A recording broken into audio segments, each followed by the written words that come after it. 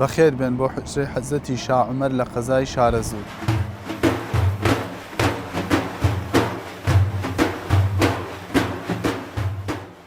إلى مزگەوتی حەزەتی ئەبوبەکری سەدیقە لە قەزای شارەزوورە، حجرەیەکی تیا بنیاد نراوە و دروست کراوە بە ناوی حجرەی حەزەتی شا عومەر ڕضیعەدین لە ساڵی 2015 بەردەوامە.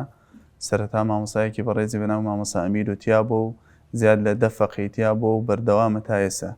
لە 2020ەوە من و چەند مامۆسایەکی تری تیا هاتووەوانیش هەر بە عینوانی مودەڕیسی و تەدریسەکەن و دەرزی فەقێ دەنەوە. فەقێکانمان بەردەوام 10 فەقێ و 15 فەقێ و 20 فەقێ تیا بووە.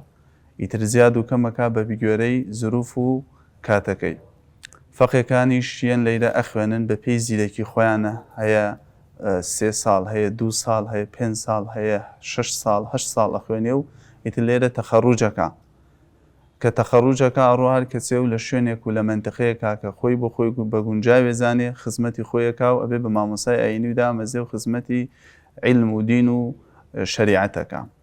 فەقێکانیشمان هەرێکی لە شوێنێک هاتووە، هەیە لە هەولێر هاتووە، هەیە لە کەلار هاتووە، هەیە لە گەرمیان هاتووە، هەیە لە سەیسایەق و پێنجێن و شاری سلێمانی و چواردەورەکەی هاتوون و لێرە دەرس و دەورە خوێنن.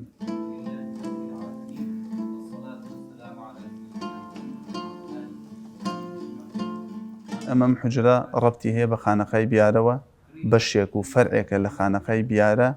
منهەج و دراساتی خانەقای بیارە لێرە خوێنرێت بە درەژیم ئەو منهەجەی کە لە بیارە ئەخوێنرێ لێرەش دەخوێنرێ و فەقێ دەیخوێنێ.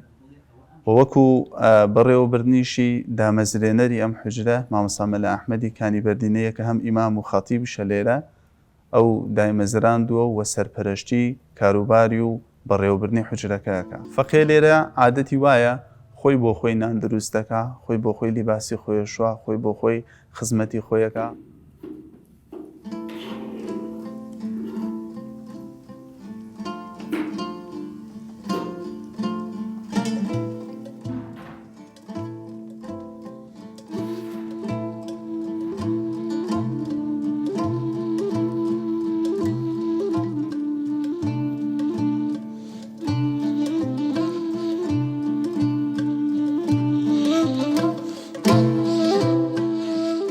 لەم حجرەی شێخ عومەر ڕضیعەدینە کە خزمەتی منهەجی ئیمامی ئەشعەری ئەکات و مەزهەبی ئیمامی شافعی ئەکات، ڕۆژانە فەقێکان لە دوای نوێژی بەیانەکی کە ڕۆژگار کورتە بە زستان و پاییزە ناخەونەوە، دەسەکەن بە دەرس و دەور هەتا نزیکی نیوەڕۆ. نیوەڕۆ خۆیان نانیان حازر کردو و نانەکەیان ئەخۆن، ئیتر کاتی ئیسراحەتێ هەتا بانگی عەسر. لە دوای بانگی عەسر دووبارە دەست ئەکەن بە دەرس خوێندن هەتا بانگی مەغریب. دوای ئەوە کە ئیتر نوێژی مەغریب ئەکەن و نانی ئێوارەیان ئەخۆن و دوای نوێژی ئیشا دووبارە دەست ئەکەنەوە بە دەرس و دەور هەتا نزیکی سەعات دە و نیوی شەو ئەخەون و هەتا نوێژی بەیانی. بەم شێوازە بەرنامەی ڕۆژانەیان بەڕێیەکەن. منهەجی ئێمە لە عەقیدا منهەجی ئەهلی سوننە و جەماعەیە، منهەجی ئیمامی ئەشعەری، و لە فیقهیشا فیقهی مەزهەبی ئیمامی شافعیە. هەر لە بیدایەتی کتێبەکان لە لوغەتنامەی ئەحمەدیوە دەست پێ ئەکا، پاشان لە عیلمی سەرفەوە تەصریفی زەنجانی ئەخوێنن، دوای ئەوە علمی نحو وەکو تحفەت السەنیە و عەوامل و هیدایە و سەمەدیە و ئەم کتێبانەی نەحو سەرف ئەخوێنن هەتا ئەگەنە منهەجی سەروتر کە علمی مەنطیقە. دوای خوێندنی علمی مەنطیق دەست ئەکەن بە خوێندنی علمی منازەرە، دوای خوێندنی علمی منازەرە دەست ئەکەن بە خوێندنی بەشێک لە فەلسەفە، دوای ئەوە دەست ئەکەن بە خوێندنی عەقیدەی ئیسلامی کە عەقائید النەسەفیەیە، هینی ئیمامی تەفتازانی و لەسەر مەزهەبی ئیمامی ئەشعەریە لە عەقیدا ئەهلی سوننە و جەماعە. پاشان علمی بەلاغە ئەخوێنرێ و علمی ئوسولی فیقه ئەخوێنرێ. بەم تەرزە علومەکان ئەخوێنرێت و منهەجەکە بەڕێیەکەن.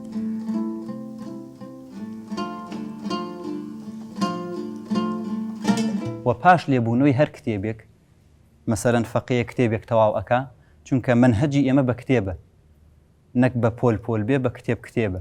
دوای تەواوکردنی هەر کتێبێک مامۆساکەی تاقیکردنەوەی ئەکا. تاقیکردنەوەیەکی ئەکا، ئەگەر لەم تاقیکردنەوە ناجح بوو بە تەواوی، ئەوە ئیتر بۆی هەیە بڕواتە کتێبێکی تر. و ئەغڵەبەن زیاتر کتێبەکان حیفظ ئەکرێن و لەبەر ئەکرێن. بیدایەت کە دەست ئەکا بە زنجانی، کتێبی تەصریف و زەنجانی لە عیلمی سەرفە، هەتا ئەگاتە کۆتا کتێب کە جەمع الجەوامعی ئیمامی سوبوکیە لە ئوسولی فیقها، و لەگەڵ ئەمەی شافعی مەزهەبی ئیمامی شافعی خوێندووە.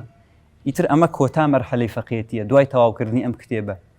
فەقی وایش هەیە حەز ئەکا بۆ زیادە خوێندن، زیادە معلومات دائەنیشی کتێبێکی دوور و درێژ لە علمی عەقیدا ئەخوێنێ، یان لە علمی منطقە ئەمە ئارەزومەندانەیە بەس وەکو تەواوبوونی و مؤهلبوونی بۆ خزمەتکردنی دین دوای کتێب و جەمع الجەوامع ئاسایی و ئەتوانێت ئیجازەی علمی وەربگرێت.